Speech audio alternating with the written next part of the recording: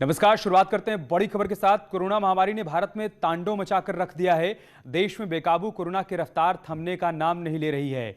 बीते 24 घंटे के जो आंकड़े स्वास्थ्य मंत्रालय ने जारी किए हैं, उन आंकड़ों ने अब तक के सारे रिकॉर्ड तोड़ दिए हैं। इससे अंदाजा लगाया जा सकता है कि हालात कितने भारत में खराब होते जा रहे हैं।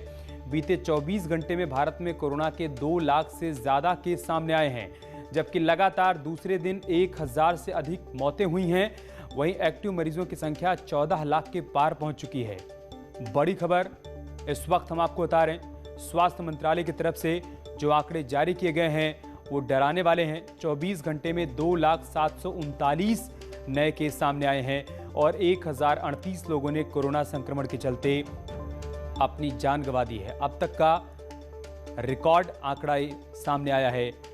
बीते साल कोरोना की शुरुआत से लेकर अभी तक 2 लाख से ऊपर केस सामने नहीं आए थे, लेकिन आज बीते 24 घंटे के जो आंकड़े स्वास्थ्य मंत्रालय की तरफ से जारी किए गए हैं वो डराने वाले हैं।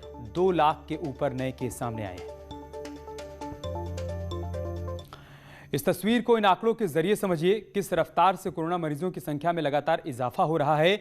ये बीते 10 दिन के आंकड़े हैं, जिसमें कोरोना मरीजों की संख्या के साथ मरने वालों की संख्या में इजाफा होता दिखाई दे रहा है। वैसे न्यूज़ 18 लगातार अपील कर रहा है कि कोरोना से बचाव के लिए सावधानी जरूर बरतिए, ताकि कोरोना को कंट्रोल करने में मदद मिल सके। अगर 5 अप्रैल से लेकर 15 अप्रैल तक के आंकड़ों पर नजर डालें तो आंकड़े 1 लाख से शुरू होते हैं, जो दिन गुजरने के साथ लगातार बढ़ते जाते हैं और ठीक 10 दिन बाद डबल कोरोना मरीजों की संख्या सामने आने की तस्वीर अब सामने आने लगी है।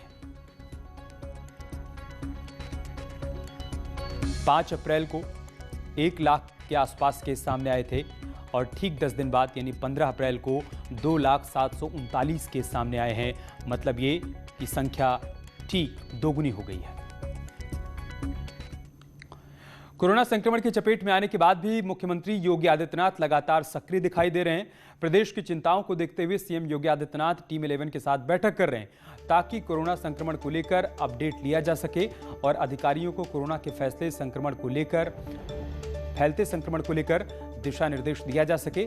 फिलहाल ये बैठक वीडियो कॉन्फ्रेंसिंग के जरिए चल रही है, जिसकी तस्वीरें इस वक्त हम आपको दिखा रहे हैं। टीम 11 के साथ सीएम योगी बैठक कर रहे हैं और ये बैठक वो वर्चुअली कर रहे हैं। अपने घर पर ही मौजूद हैं और वहीं पर वो अधिकारियों के साथ जुड़कर अपडेट ले रहे हैं कि क्या कुछ कदम उठाए जा रहे हैं। जो नए आंकड़े सामने आए हैं उसको देखते हुए आगे की क्या योजना है, इन तमाम बिंदुओं पर चर्चा कर रहे हैं।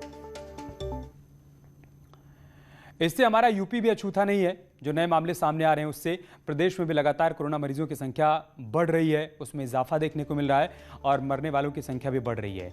अगर बीते 24 घंटे के आंकड़ों की हम बात करें तो यूपी में 20,510 कोरोना मरीजों की संख्या सामने आई है, जो अब तक के रिकॉर्ड कोरोना मरीजों की संख्या आंकी गई है। इन आंकड़ों के साथ यूपी में 1,11,835 एक्टिव केस हो गए हैं, जबकि 6,22,810 लोगों को अभी तक डिस्चार्ज किया जा चुका है, जो राहत की बात है। लेकिन हालात इतने ज़्यादा ख़राब होते दिखाई दे रहे हैं कि लोगों को मुश्किलों का सामना करना पड़ रहा है। तो पूरे देश में इस वक्त कोरोना को लेकर स्थिति गंभीर बनी हुई है। रोजाना आ रहे आंकड़े डराने वाले हैं। कई राज्यों में इसको लेकर पूरी सख्ती बरती जा रही है। कोरोना चेन को तोड़ने के लिए सरकार नई गाइडलाइंस भी जारी कर रही है। महाराष्ट्र में इसका सबसे ज़्यादा असर देखने को मिल रहा है। महाराष्ट्र सरकार ने धारा 144 लगाकर महाराष्ट्र में लॉकडाउन जैसी पाबंदी लगा दी है। हालांकि पूर्ण लॉकडाउन का ऐलान नहीं किया गया है। यूपी सरकार भी कोरोना को लेकर पूरी गंभीरता से काम कर रही है। छत्तीसगढ़, गुजरात और दिल्ली में कोरोना के हालात बेहद खतरनाक बने हुए हैं।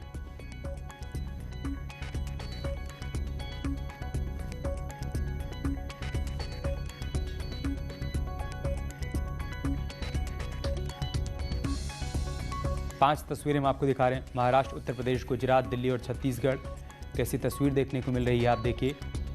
लगातार आंकड़े बढ़ते जा रहे हैं और इन सब के बीच तमाम प्रभावी कदम भी उठाए जा रहे हैं। ये कोशिश की जा रही है कि कोविड गाइडलाइंस का पालन हो पाए।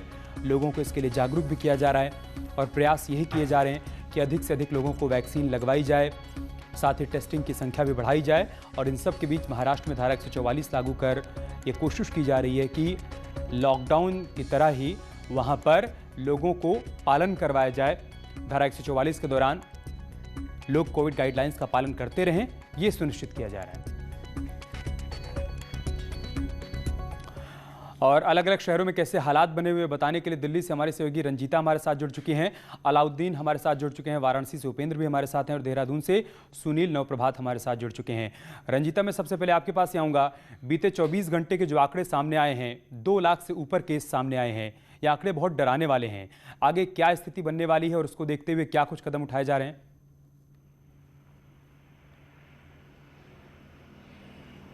देखिए अमित, जो तस्वीर दिख रही है वो भयावह है, डराने वाली है और कहीं ना कहीं लोगों को सदमे में डालने वाली है। 2 लाख से ज़्यादा मामले पूरे देश भर में और 1000 से ज़्यादा मौतें हो चुकी है। अलग अलग राज्यों के आंकड़े जो है वो कहीं ना कहीं राज्यों की जो सरकारें हैं उसके लिए सिरदर्दी बनी हुई है। जैसा आपने बताया कि महाराष्ट्र में 144 धारा लगाई गई है, लेकिन संपूर्ण लॉकडाउन की तरफ महाराष्ट्र बढ़ता नजर आ रहा है क्योंकि मामलों में कोई कमी नहीं आ रही है।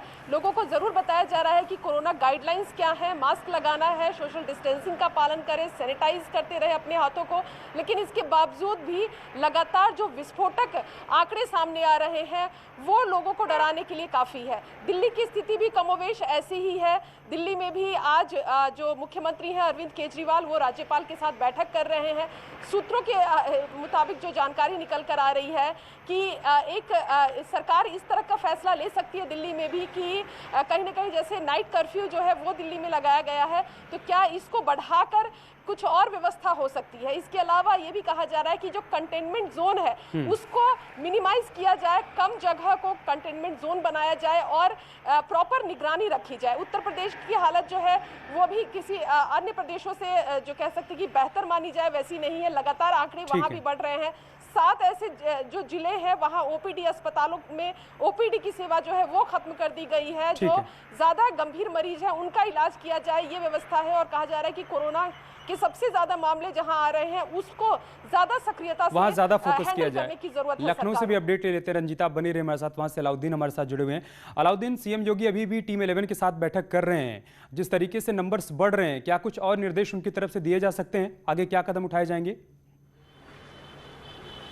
देखिए, उत्तर प्रदेश में जिस तरह से आंकड़े लगातार बढ़ रहे हैं, इसके बाद ये बात साफ हो गई है कि अभी और ज्यादा कड़े कदम उठाए जाने की जरूरत है। खुद मुख्यमंत्री, उत्तर प्रदेश के पूर्व मुख्यमंत्री और करीब 25 से 30 सीनियर ब्यूरोक्रेट्स, उनके परिवार को अगर जोड़ लिया जाए तो करीब 100 लोग, यानी ब्यूरोक्रेट्स के घर वाले लोग, यानी कि क्या छोटा क्या बड़ा, क्या गरीब क्या मजदूर, हर कोई परेशान हाल है इतने वक्त। और ऐसे में सख्त जो ताकीद और जो सख्त कदम उठाए जा रहे हैं, उसके अलावा भी सेल्फ कंट्रोलिंग और मॉनिटरिंग की जो व्यवस्था आज पेश की है लखनऊ के व्यापारियों ने, जिसका जिक्र आप अभी थोड़ी देर पहले कर रहे थे। अमीनाबाद की मार्केट हो, इसके अलावा हजरतगंज की मार्केट हो, भूतनाथ और दूसरी जो मार्केटें हैं और जो एसोसिएशन है, उन्होंने खुद सेल्फ कंट्रोल करते हुए कम से कम 4 से 5 दिन की बंदी का ऐलान किया। हालांकि ये बात भी कही जा रही है कि जो शुरुआत हुई है, क्या व्यापारी इसके। ठीक है अलाउद्दीन, आप बने रहे हमारे साथ। वाराणसी से भी अपडेट ले लेते हैं। उपेंद्र वहां से हमारे साथ जुड़े हुए हैं। उपेंद्र, वहां से क्या अपडेट है? देखिए, जिस तरीके से लखनऊ के केस है, लखनऊ के बाद अगर उत्तर प्रदेश में सबसे कोई खराब स्थिति है तो बनारस की है। हर दिन 1500 से ज्यादा औसत केस मिल रहे हैं और कल 6 लोगों की मौत हो गई है। इसके बाद जो वाराणसी की अलग अलग, चाहे वो जिला कोर्ट हो, चाहे वो मजिस्ट्रेट की कोर्ट हो, चाहे कमिश्नरी कोर्ट हो, लगभग सबको 5-6 दिन के लिए बंद कर दिया गया है। दूसरी बड़ी बात है कि बनारस को जोड़ने वाली सारी जिलों की सीमाओं को सील कर दिया गया है। और मैं इस वक्त खड़ा हूं जहां पर अभी आपको मार्केट तो खुली है लेकिन रोड पर आपको सन्नाटा दिखाई देगा। तो यानी कि जो घोषित कर्फ्यू है वो तो नहीं है, लेकिन 144 की जो पाबंदियां हैं और जो कोरोना गाइडलाइन की जो पाबंदियां हैं उनको सख्ती से लागू किया गया है। खुद बाबा विश्वनाथ का मंदिर हो या अन्नपूर्णा का मंदिर हो या फिर संकट मोचन मंदिर हो, सभी को 72 घंटे की RT-PCR जांच के लिए अनिवार्य कर दिया गया है। और जिसके बाद ठीक है उपेंद्र, आप बने रहे हमारे साथ। हम चलते हैं देहरादून, जहां से सुनील नवप्रभात हमारे साथ जुड़े हुए हैं। सुनील, उत्तराखंड में भी लगातार नंबर्स बढ़ते जा रहे हैं और वहां तो राज्य सरकार ने हाईकोर्ट में यह भी कह दिया है कि हम हर दिन 50,000 टेस्ट नहीं कर सकते हैं और कुंभ में श्रद्धालुओं की संख्या भी लगातार बढ़ती जा रही है। क्या कदम उठाए जाएंगे आगे?